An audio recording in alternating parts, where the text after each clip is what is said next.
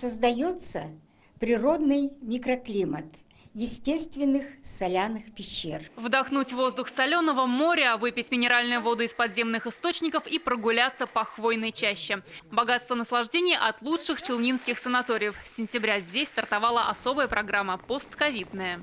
Эльвира Фазулиан, как себя чувствуем? Пенсионер Эльвира Якупова чувствует себя на отлично. После перенесенного коронавируса по назначению врача приехала сюда. Курс реабилитации почти завершен. Я намного себя лучше чувствую, чем поступила сюда. Вернуться к привычной жизни после коронавируса в санаториях республики помогает целый ряд квалифицированных специалистов. Кедровая почка. Вот здесь подается у нас фитосбор, в состав которой входит можжевельник. Чувствуется вот действие этого аромата, который как бы распыляться подается.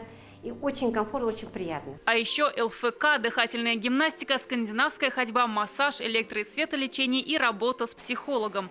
Восстановительный комплекс уже оценили десятки отдыхающих. Мы уже тут долго, третью неделю. Не уезжаем еще, пока неохота. Вкусно, питательно.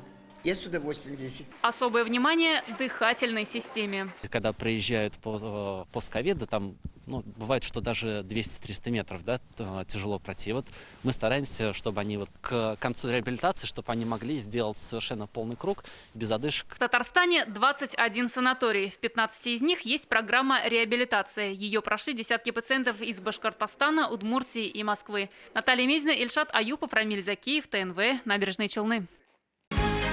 Закажи рекламу на ТНВ. Телефон в Казани 5 705 100.